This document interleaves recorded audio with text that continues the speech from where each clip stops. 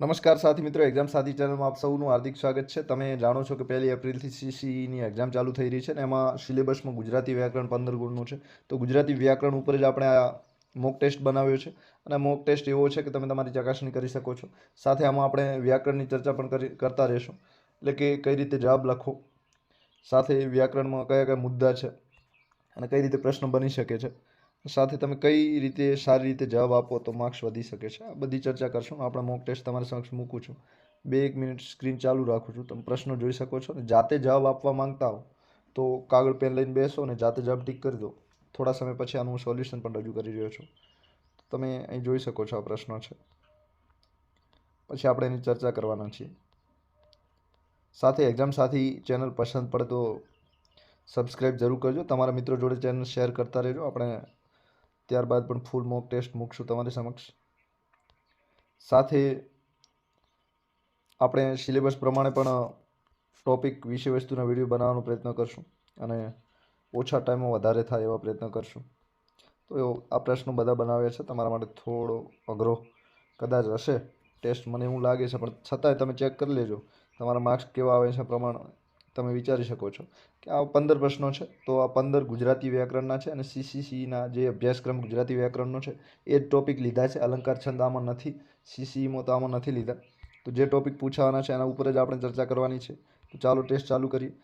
પ્રથમ પ્રશ્ન છે, પાણી મૂકવું રૂઢિપ્રયોગનો અર્થ જણાવો. તો પાણી મૂકવું રૂઢિપ્રયોગનો અર્થ 4 ઓપ્શન છે. એ નિયમ તોડી દેવો, બી છે પ્રતિજ્ઞા લેવી, સી વિશેષ વસ્તુ તરફ ધ્યાન દેવું અને ડી જીવવાની આશા છોડી દેવી. તો 4 ઓપ્શન છે. તો સાચો જવાબ આવશે. તો 4 ઓપ્શનમાં તમે સાચો જવાબ વિચારી શકો છો. પાણી મૂકવું એટલે નિયમ તોડી દેવું એ ના આવે, કારણ કે આમાં વિરોધી વિકલ્પ થઈ ગયો છે. નિયમ લેવો એવું આવી શકે પણ ના આવે. પ્રતિજ્ઞા લેવી બી એકદમ સાચો જવાબ છે. સી વિશેષ વસ્તુ તરફ ધ્યાન દેવું, તો એમાં પાણી મૂકવું ના આવે, બરાબર. પછી ડી જીવવાની આશા છોડી દેવી.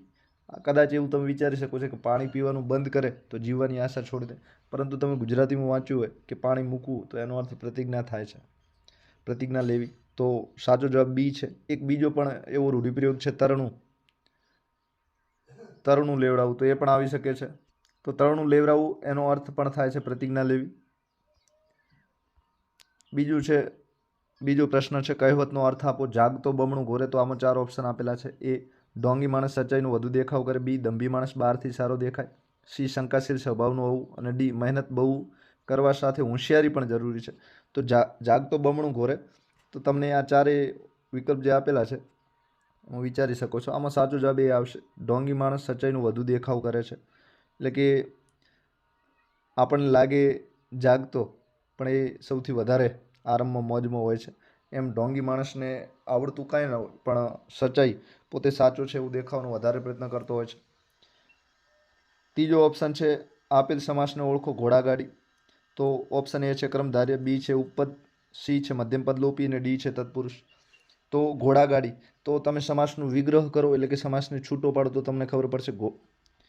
ઘોડા દ્વારા ચાલતી ગાડી કાં તો ઘોડાથી ચાલતી ગાડી. તો તમે ઘોડાથી ચાલતી ગાડી છે તો બધાને ખબર પડી ગઈ છે કે આમાં થી ચાલતી પદનો લોપ થયો છે, તો મધ્યમ પદ લોપી આવશે. સાથે તત્પુરુષમાં 7 વિભક્તિઓ હોય છે, ન, ના, નું, ની, થી, વડે, દ્વારા. બધી વિભક્તિઓ આપેલી હોય અને એ સમાસનો વિગ્રહ કરતી વખતે વચ્ચે આવે તો તત્પુરુષ સમાસ થાય છે. મધ્યમ પદ લોપી સમાસમાં મધ્યમ પદ જે વચ્ચેનું પદ હોય છે એનો લોપ થતો હોય છે. પછી ઉપપદમાં જે છેલ્લું પદ હોય છે ક્રિયા કરનારું હોય છે, તો ઉપપદ એ રીતે આવે છે. અને પછી કર્મધારયમાં જે છેલ્લું પદ હોય છે એ કર્મ હોય છે ને આખું જે પદ હોય છે એ પણ એક કર્મ હોય છે. ચોથા નંબરનો તમારા માટે પ્રશ્ન છે, નીચે આપેલ વિકલ્પોમાંથી વસુધા શબ્દનો સાચો સમાનાર્થી જણાવો. તો વસુધાનો સમાનાર્થી ઓપ્શન એ છે પૃથ્વી, બી છે અવની અને સી છે ધરતી અને ડી છે ઉપરોક્ત તમામ. તો તમે સાચો જવાબ કદાચ જાણતા હો તો વસુધા એટલે પૃથ્વી થાય, વસુધા એટલે અવની પણ થાય અને વસુધા એટલે ધરતી પણ થાય. તો આમાં સાચો ઓપ્શન છે ડી ઉપરોક્ત તમામ. તો એ બી સી ત્રણેય જવાબ સાચા છે એટલે ઓપ્શન ડી આવશે. સાથે વસુધા એટલે ધરા પણ થાય, તો આના ઘણા અલગ અલગ સમાનાર્થી છે. તો ચોથામાં સાચો જવાબ ડી આવશે, ડી ફોર દિલ્હી. પાંચમો, મુદ્રાથી લખાય છે વાક્યનું કર્તરી વાક્ય બનાવો. તો સીસીઈના એક્ઝામ જે પરીક્ષા તમારે લેવાની છે એમાં વાક્ય પરિવર્તન આપેલું છે, તો આમાં વિધાન વાક્યમાંથી નિષેધ આવી શકે, કર્તરીમાંથી કર્મણી આવી શકે, કર્તરીમાંથી ભાવે પ્રયોગ આવી શકે, પ્રેરક આવે, પુનઃ પ્રેરક આવે, બધા વાક્ય પૂછાઈ શકે છે. તો મુદ્રાથી લખાય છે વાક્યનું કર્તરી વાક્ય તમારે બનાવવાનું છે. કર્તરી તો ઓપ્શન એ છે મુદ્રા લખે છે, ઓપ્શન બી છે મુદ્રા શિક્ષકના કહેવાથી લખે છે, સી છે મુદ્રાથી લખાશે, ડી છે ઉપરોક્ત પૈકી એક પણ નહીં. તો ચારમાંથી મુદ્રાથી લખાય છે. આ જે મુદ્રાથી લખાય છે એ વિધાન કર્મણી વાક્ય છે. તો એનું કર્તરી બનાવવું હોય તો કર્તરીમાં કર્તા મુખ્ય હોય છે, તો આમાં કર્તા મુખ્ય હોય, કર્તા દ્વારા જ કામ થતું એવું વાક્ય એ છે, તો મુદ્રા લખે છે. બરાબર, એ સાચું છે. પછી બીમાં મુદ્રા શિક્ષકના કહેવાથી લખે છે, તો આ બી છે એ ખોટું છે, કારણ કે આ પ્રેરક વાક્ય છે, કોઈક પ્રેરણા આપે છે એટલા માટે. પછી સી છે મુદ્રાથી લખાશે, તો આમાં ક્રમ પ્રધાન થઈ જાય છે, એટલે કે કર્મ ઉપર ભાર વધારે મુકાય છે, તો આ કર્તરી નજીક છે. અને ડી ઉપરોક્ત પૈકી એક પણ નહીં, તો એ સાચું નથી. બરાબર, તો આ રીતે સાચો જવાબ એ આવશે. ત્યારબાદ 5મા નંબરનું તમે જોશો, 6ઠ્ઠા નંબરનું છે સંધિ છોડો. પવનની સંધિ તમારે છોડવાની છે, તો સંધિ જોડો અને છોડો બંને આવે છે. તો પવનમાં ઓપ્શન એ છે પો વત્તા વન, બી ઓપ્શન છે પો વત્તા યન, સી છે પો વત્તા અન, અને ડી ઓપ્શન છે પ વત્તા અન. તો તમે ચારે ઓપ્શન એકદમ નજીકના છે. તો પવનની સાચી જોડણી છે ઓપ્શન એ પો વત્તા વન ના આવે, અ છે. તો આમાં ઓપ્શન એ ખોટો છે. પછી ઓપ્શન બી તમે જોવો છો તો પો વત્તા ય પણ ના આવે, એ પણ ખોટું છે. અને પછી ત્રીજો છે પો વત્તા અન, આ તો એકદમ સાચો છે. અને પો વત્તા અન, તો પો વત્તા અન ના આવે. બરાબર, પવન છે એમાં વ છે, તો વનો તમને ખબર છે ઓ થાય છે અને ઉ થાય છે. બરાબર, તો એમાં સાચી સંધિ સી આવશે, પો વત્તા અન. સંધિના ઘણા બધા નિયમો છે, તમારે એને મોઢે કરવા માટે મહેનત કરવી પડશે, એના સિવાય નહીં થાય. સાથે આ જે સંધિના નિયમ છે એમાં અલગ અલગ 3 પ્રકારની સંધિ હોય છે, તમે બધા જાણો છો. એક વ્યંજન સંધિ આવે, એક સ્વર સંધિ આવે, અને એક વિસર્ગ સંધિ આવે. તો વિસર્ગના તો ઉદાહરણો ઓછા હોય છે, તમે થોડા મોઢે કરી દો તો થઈ જાય. સ્વર પણ તમારે સહેલી છે. વ્યંજન સંધિમાં તમારે થોડું મથવું પડે એવું છે, તો આ સંધિઓનું ટોપિક રિવિઝન કરવા જેવું છે. સાથે નીચે આપેલા વિકલ્પોમાંથી સાચી જોડણી શોધો. તો 4 વિકલ્પ આપ્યા છે. આ જોડણી તમે લખવા બેસો ત્યારે કંઈ પણ વિચાર્યા વગર કાગળ પર લખી દેવાની, કંઈ પણ યાદ કર્યા વગર. તો તમારા હાથ ટેવાયેલો હશે એ પ્રમાણે પણ તમને સાચી જોડણી મળી જશે. જો તમારે સાચી જોડણી લખવાની દરરોજ ટેવ હશે તો મળી જશે, કાંઈ પણ વિચાર્યા વગર. એક બીજું, તમે મોઢા પર સારું ગુજરાતી બોલતા હો તો જે અંજલિ છે, તો અંજલિમાં તમે લી જે પાછળ આપેલો છે એ અંજલિ એટલું ખેંચાતું નથી. અંજલિમાં સાદો લી બોલાય છે, તો રસવઈ આવે, તો અંજલિ પહેલો ખોટું છે. પછી બીજામાં આશીષ, તો આશીષમાં તમે જુઓ છો કે સ દંત્ય છે, તો તમે આશીષ મોઢામાંથી બોલશો તો દંત્ય આશીષમાં સસલાન સ ના આવે, એમાં ષટકોણનો સ આવશે આશીષ, તો એ પણ ખોટી સંધિ છે. સાથે ખૂન, તો ખૂન તમે બોલશો તો સાચી રીતે તમે બોલશો તો ઉ બેવડાશે, એટલે કે જે આ રસ્વ ઉ આવ્યું છે દીર્ઘ ઉ થશે, તો ખૂન બોલાશે, તો ત્રીજું પણ ખોટું છે. અને ચોથું છેલ્લે તમે જુઓ છો ચૂંટણી, આ તો ચૂંટણી એકદમ સાચું છે, તો આમાં સાચો જવાબ આવશે ડી. બરાબર, આ 4 સંધિઓ પેલી જોડણી છે, એમાં સાચો જવાબ ચૂંટણી આવશે. સાચું વાક્ય ઓળખો, તો 4 વાક્યો આપેલા છે. રમેશથી રડાય છે, એક.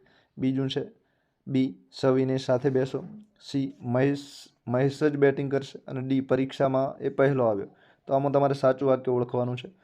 તો જે પ્રથમ વાક્ય છે એમાં તમે જોઈ શકો છો થી, તો જે આ અનુગ કહેવાય, અનુગ હંમેશા વાક્ય સાથે જોડેલો હોય છે, ક્યારેય અલગ ના આવે. એટલે કે મો છે, ની છે, નું છે, ને છે, એ બધા વાક્યથી જ જોડેલા હોય છે, એટલે થી અલગ ના આવે. તો પેલું વાક્ય ખોટું છે. બી સવિનય સાથે બેસો, તો વિનય આગળ જે સ આપેલો છે, આ સ તમે જુઓ છો એ સનો અર્થ થાય છે સાથે, તો વિનય સાથે બેસો એ વાક્ય પણ ખોટું છે. 2 વખત સાથે ના આવે. ત્રીજું મહેશ જ બેટિંગ કરશે, તો ત્રીજું વાક્ય તમને દેખીતી રીતે સાચું લાગશે, પણ આમાં જ એ નિપાત છે.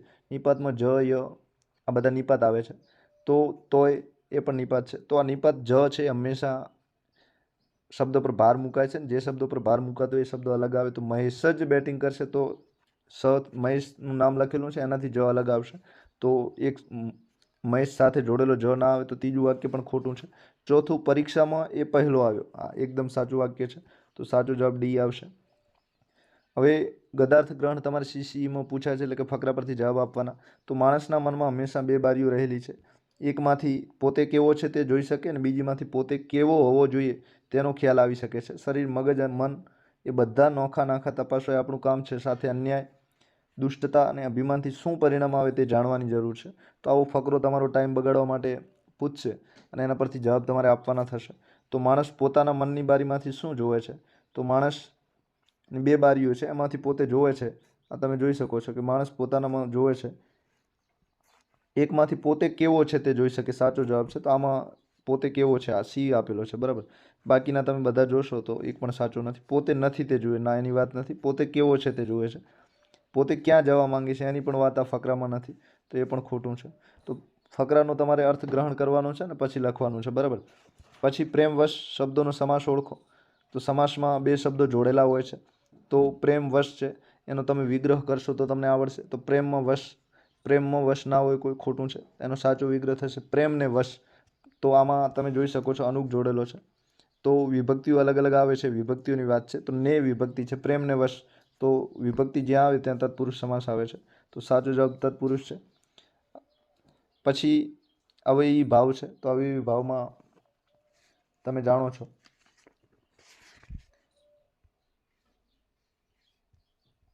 તો આ સમાસમાં આખો સમાસ હોય એ અવયવ હોય છે, અને એનું જે આખું પદ હોય છે એ અવયવ તરીકે વપરાતું હોય છે, અને એનું પહેલું પદ જે હોય છે એ પણ અવયવ હોય છે. દાખલા તરીકે યથાવિધિ, તો વિધિ પ્રમાણે યથાવિધિ શબ્દ છે એ આખા અવયવ તરીકે કોઈકના વપરાય છે, એટલે કે બીજા માટે વપરાય છે. તો એ અવયવી ભાવ સમાસ છે. પરોક્ષ એટલે કે આંખથી દૂર જઈને જોવું, આ પણ એક અવયવ તરીકેનો શબ્દ છે. તો આ બધા જ અવયવી ભાવ સમાસમાં આવશે. 11મા નંબરનો પ્રશ્ન છે, કાંત શબ્દોનો સમાનાર્થી શબ્દ જણાવો. તો કાંતમાં અલગ અલગ ઓપ્શન છે. A કવિ છે, B ઓપ્શન છે સુંદર, C ડાહ્યો છે, અને D પ્રેમી છે. તો તમે આમાં સાચો જવાબ B આવશે, સુંદર. કાંત એટલે પછી કવિશ્રીનું નામ પણ કાંત હતું, ઉપનામ હતું કવિશ્રીનું. ત્યારબાદ મણિશંકરનું ઉપનામ હતું કાંત. પછી નિંદા શબ્દોનો વિરોધી શબ્દ ઓળખો, બરાબર. તો નિંદાનો વિરોધી A ઓપ્શન છે અનિંદા, B છે સ્તુતિ, C છે ટીખળ, D છે રમૂજ. તો નિંદાનો અનિંદા ન થાય, પહેલું ખોટું છે. બીજું સ્તુતિ છે, સ્તુતિ એટલે વખાણ કરવા, તો B સાચું હોઈ શકે છે. C ટીખળ કરવી એટલે કોઈકની મજાક મસ્તી કરવી, બરાબર. તો એ નિંદા જેવો જ છે, સમાનાર્થીમાં આવે, વિરોધીમાં ના આવે, તો C ખોટું છે. D રમૂજ કરવી, તો રમૂજ કરવી એટલે ઠેકડી ઉડાડવી, તો રમૂજ કરવી પણ ના આવે. ઠેકડી ઉડાડવી એ મજાક મસ્તીમાં થાય છે, નિંદા એક જાતની કોથલી છે. તો આ બંને અલગ છે. તો નિંદાનો સાચો સમાનાર્થી સાચો વિરોધી શબ્દ સ્તુતિ થશે. સ્તુતિ એટલે વખાણ, બરાબર. સ્તુતિ એટલે વખાણ. તો નિંદાનો વિરોધી શબ્દ સ્તુતિ થશે. પછી 13મા નંબરની છે સંધિ જોડો. તો ઉત્તજડ આ વિસર્ગ સંધિ છે, અલગ અલગ આપેલું છે. તો ઉત્તીજ પહેલી છે, B ઉજ્જડ, ત્રીજી ઉજ્જડ મોટો ઉ છે, અને ચોથી છે ઉજ્જાસ. તો આમાં ડ આપેલો છે એટલે સ વાળી નહીં આવે. પછી છેલ્લે ડ છે એટલે જ વાળી પણ નહીં આવે. તો આ બંનેમાં બી અને સી મારે, તો એમાં નાનો ઉ છે, તો નાના ઉમાંથી મોટો ઉ પણ ના થાય, એટલે સી પણ ખોટું છે. તો એક જ ઓપ્શન વધ્યો છે બી. તો આમાં સાચો જવાબ બી છે, ઉજ્જડ. સાથે મનમાં વિચારવું શબ્દ સમૂહ માટે એક શબ્દ આપવાનો છે. તો મનમાં વિચારવા માટે સ્વાગત પહેલો લખેલું છે, એ. બી છે મનસ્વી, સી છે યાદદાસ્ત, અને ડી છે સ્વગત. તો મનમાં વિચારવું એને શું કહેવાય? શબ્દ સમૂહ માટે એક શબ્દ તમે જાણતા હો તો એમાં સાચો જવાબ આવશે સ્વગત. મનમાં વિચારવું એને સ્વગત કહેવાય. પછી સ્વાગત તો કોઈને આવકારવા માટે હોય. મનસ્વી તો પોતાના મનનું ધાર્યા પ્રમાણે કરનારને મનસ્વી કહેવાય. પછી યાદદાસ્ત એટલે કે જૂનું કોઈ હોય એને યાદ કરવું, એને યાદદાસ્ત કહેવાય. એમાં વિચારવાનું ના આવે. પછી 15મા નંબરનો છે ધકેલ પંચે 150 રૂઢિપ્રયોગનો અર્થ આપો. તો ગાંડા કામ ન કરવા. બીજું છે બુદ્ધિનું વેતરું કરવું. સી ત્રીજો છે વિચાર્યા વગર કંઈક જોરશોરથી કરી નાખવું. અને ડી છે સહેલો માર્ગ મૂકી અઘરો માર્ગ પસંદ કરવો. તો આમાં સાચો જવાબ આવશે વિચાર્યા વગર કંઈક જોરશોરથી કરી નાખવું. સી સાચો જવાબ આવશે. બાકી બધા ખોટા છે. તો ગાંડા કામ કરવામાં આવી શકે પણ ન કરવા એવું લખેલું છે, તો ઓપ્શન એ ખોટો છે. માટે તમારે બધા ઓપ્શન ધ્યાનપૂર્વક વાંચવા જરૂરી છે. બુદ્ધિનું વેતરું કરવું આ ખુદ જ સમાનાર્થી રૂઢિપ્રયોગ છે, એટલે આપણે સમાનાર્થી રૂઢિપ્રયોગ નથી પૂછ્યો પણ એનો અર્થ પૂછ્યો છે, એટલે બી પણ નહીં આવે. સી સાચું છે, વિચાર્યા વગર કંઈક જોરશોરથી એટલે કે ઉતાવળમાં કામ કરી નાખે અને કહેવાય ધકેલ પંજું 150. પછી સહેલો માર્ગ મૂકી અઘરો માર્ગ પસંદ કરવો.